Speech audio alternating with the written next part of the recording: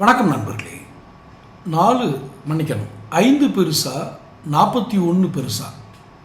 இது என்ன கேள்வி? 41 தான் பெருசு. இது எதுக்கு அந்த கேள்வி கேட்டோன்னா, கூட்ட நெரிசலில் சிக்கி உயிரிழப்போரில் சமீப வருடங்களாக இப்படி உயிரிழப்பவர்களில் 4 பேர் இறந்தால் அது 5 பேர் இறந்தால் அது பெரிய விஷயம் இல்லை, 41 பேர் இருந்தால் அது பெரிய விஷயம் அப்படிங்கிற ஒரு மனநிலை இப்போ இல்லை. 90களுடைய ஆரம்பங்களில் சில ஸ்டடீஸ் படிக்கும்போது இந்த செய்தித்தாள்களில் விபத்தில் 10 பேர் பலி அப்படி வருதுன்னு வச்சுக்கோங்க.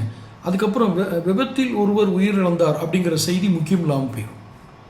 ஏன்னா மனநிலை, நம்மளுடைய மக்களுடைய மனநிலை, அந்த உளவியல் எப்படி மாறுதுன்னா, ஒருத்தன் தானே செத்து போனா அப்படின்னு. ஒரு உயிர், அதற்கு பின்னால் இருக்கக்கூடிய வாழ்க்கை, அந்த உயிரின், அந்த ஒரு நபரின் வாழ்க்கை, அவரை சார்ந்திருப்போர் வாழ்க்கை, உறவுகளின் மனநிலை என்று ஒரு பெரிய இம்பேக்ட் இருக்கும். இதில் 4, 41, 5, 1 அப்படிங்கிறது அல்ல. அந்த வகையில் 2024ஆம் ஆண்டு, இதை எதுக்கு நான் இதை சொன்னேன்னு உங்களுக்கு புரிஞ்சிருக்கும். 41 பேர் ஒரு கூட்டத்தில் இறந்தவங்க. அதுக்கப்புறம் 3 பேர் இருந்தாங்க. அதுக்கப்புறம் சமீபத்தில் ஒருத்தர் இருந்தார். இதில் தாவேகாவினுடைய கூட்டத்தில். இதை விஜய் மேலே ஒரு விமர்சனமாக வைக்கிறோம். இவர் ஒழுங்குபடுத்துதலில் தவறு செய்கிறார், ரசிகர்களை நெறிப்படுத்துதலில் தவறு செய்கிறார், இவருடைய தவறினால் பல உயிர்கள் பலியாகிறது. அவர் மாவட்ட நிர்வாகத்தை சொல்வார், காவல்துறை பண்ணலை, வருவாய்த்துறை பண்ணலை, அவங்க பண்ணலை, இவங்க பண்ணலைன்னு அவர் அரசு இயந்திரத்து மேலே பழிய போடுவார். அவங்க நீ ஒழுங்காக நீ அந்த நேரத்துக்கு வரலைம்பாங்க. ஸோ அட் எனி காஸ்ட் போன உயிர்கள் அவருடைய ரசிகர்கள்.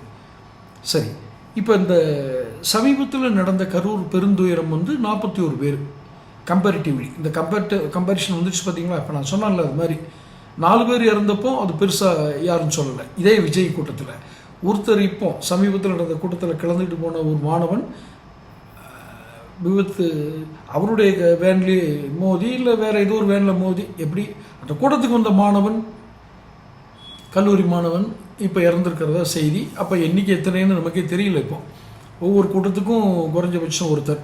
அப்போ நமக்கே இந்த கம்பேரிஷன் அதெல்லாம் செய்தியாக வரல, 41 தான் வந்துச்சு. அதே மாதிரி திமுக ஆட்சியில் மிகுந்த அலட்சியத்தால்,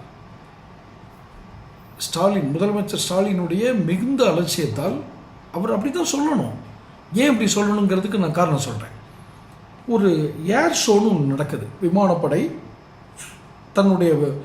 தங்களுடைய பயிற்சி திறத்தை, படையினுடைய பலத்தினை நிரூபிப்பதற்காக ஏர் ஷோ நடத்துவாங்க. இது ஒன்றும் வருஷம் நடத்துறது இல்லை. கிட்டத்தட்ட ஒரு 15 வருஷம் 20 வருஷத்துக்கு கழிச்சு தான் நடத்துவாங்க. அதுக்கப்புறம் ஒரு 15 வருஷத்துக்கு ஒருக்க நடக்குதுன்னு வச்சுக்கோங்களேன். கடைசியாக நடந்தது 2003, மன்னிக்கணும், முதல்ல நடந்து 2003க்கு அப்புறம் 2024, அதாவது 7/10/2024 தான் அந்த ஏர் ஷோ நடக்குது. அப்போது 15 வருஷத்துக்கு ஒரு முறை நடக்கிறதுங்கிறதுனால கூட்டம் அதிகமாக வருது. அப்போ இவங்க முதல்வர் குடும்பம், முதல்வர், அவருடைய மனைவி, மகன், மருமகள், போலீஸ் கமிஷனர், அவருடைய PA, அவங்களுடைய மற்ற அதிகாரிகள் எல்லாரும் பாதுகாப்பாக ஸ்டேஜில் உட்காந்து அந்த ஏர் ஷோ பார்க்குறாங்க. கூட்டம், ஏகப்பட்ட கூட்டம். அன்னைக்கு எனக்கு சென்னையில் இருந்தாலும், சென்னையில் இருக்கக்கூடிய முக்கிய சாலைகள்லாம் பிளாக்டு. அந்த அளவுக்கு 2 வீலர், காரு, இன்னும் மின்சார ரயிலில் கூட கூட்டம் நிரம்பி வழியுது. என்ன காரணம்? அந்த இத்தனை வருஷத்துக்கு ஒரு முறை நடக்கிறதுனால அந்த விமானப்படையினுடைய விமான சாகசங்களை பார்க்குறதுக்கு இத்தனை பேர் கூடுறாங்க. அந்த கூட்டம் இவ்வளோ பேர் மெரினாவில் கூடுறப்போ என்னென்ன ஏற்பாடுகள் செஞ்சுருக்கணுங்கிறது அந்த அரசாங்கத்துக்கு தெரிஞ்சிருக்கணும். இது ஒரு அரசு விழா, நல்லா பார்த்துக்குங்க, தனி ஒரு கட்சியினோட விழா இல்லை. அப்போ அந்த கூட்டத்தை ஆர்கனைஸ் பண்ண அரசாங்கம் எல்லா வசதிகளும் செஞ்சு கொடுத்துருக்கணும். ஏகப்பட்ட கூட்டம் திணறுது. அதுவும் இன்னொன்று பார்த்தீங்கன்னா, அது அக்டோபர் மாதம், இருப்பினும் வெப்பம் அதிக மக்கள் கூடுற இடங்கிறதுனால வெப்பம் அதிகமாகுது. அந்த வெப்பம், புழுக்கம் இதெல்லாம் காரணமாக நிறைய பேர் மயங்கி விழுறாங்க. அந்த சாகசங்கள் நடக்கிறத பார்க்கும்போதே மயங்கி விழுறாங்க. இப்போ மயங்கி விழுந்தவங்கள எடுத்துகிட்டு ஆம்புலன்ஸ் கூட போக முடியாது. ஆம்புலன்ஸில் எடுத்துகிட்டு போய் ஆஸ்பத்திரியில் சேர்த்துருந்தா கூட அவங்க உயிர் பிழைச்சிருக்க வாய்ப்பு இருக்குது. ஆனால் இது அதுவும் முடியாது. காரணம், எல்லா ரோடும் பிளாக்டு. அது அவ்வளோ ஆட்கள் வந்துக்கிட்டு இருக்காங்க, முடிஞ்சு போகிறாங்க. இப்படி போக்குவரத்து ரொம்ப நெரிசலாக இருக்குது. இப்போது அதில் 5 பேர் இறந்து போகிறாங்க அந்த கூட்டத்தில், மூச்சு திணறி இதுன்னு. ஏன்னா முதல் உதவி செய்ய முடியல. முதல் உதவி செய்யணும்னா முதல் உதவி செய்து மருத்துவமனைக்கு எடுத்துகிட்டு போகிற வாய்ப்பு இல்லை. கூட்டம் அந்த அளவு கூட்டம் இருக்குது. எந்த இடத்துலையும் அப்படிலாம் எந்த ரோடு போக முடியாது. எல்லா ரோடுகளும் பிளாக்டு. 5 பேர் இறந்து போனதுக்கப்புறம் ஒரு முதல்வர் என்ன செய்திருக்க வேண்டும்? சரி, தவறுகள் நடப்பது இயல்பு அப்படின்னு ஒரு பொதுப்படையான இதுக்கு வந்துட்டோம்னு வச்சுக்கோங்க. ஏங்க அவர் என்ன 5 பேர் கொல்லணும்னு அந்த கூட்டத்தை கூட்டினாரு அப்படின்னு ஒரு கேள்வி கேட்கலாம். தவறுகள் எந்த அரசு நடந்தாலும் தவறுகள் நடப்பது இயல்பு. ஆனால் திருத்தி கொள்ள வேண்டும். அடுத்தடுத்து அந்த நிகழ்வுகள் நடக்காமல் இருக்க வேண்டும். நான் அந்த கள்ளக்குறிச்சி சாராய இதை குறித்து கூட நம்ம பதிவு போட்டிருந்தேன். முதல்ல செத்த 3 பேரை காப்பாற்றி அந்த செய்தியை உண்மை சொல்லியிருந்தால் 62 பேர் இறந்து போயிருக்க மாட்டாங்கன்னு. ஆனால் அது மாதிரி ஒரு தவறுகளிலிருந்து பாடம் கற்பது. இவர் என்ன செஞ்சுருக்கணும்? அந்த கூட்டத்துக்கு முன்னாடியே இதை யாரெல்லாம் இதில் பங்கேற்காங்க, எந்தெந்த துறைகளெல்லாம் இதில் கவனம் எடுக்கணும்? முதல்ல காவல்துறை, 2வது சுகாதாரம் மருத்துவம், 3வது வருவாய்த்துறை, இன்னும் இதில் யார் யார் தீயணைப்பு, ரெஸ்கியூ.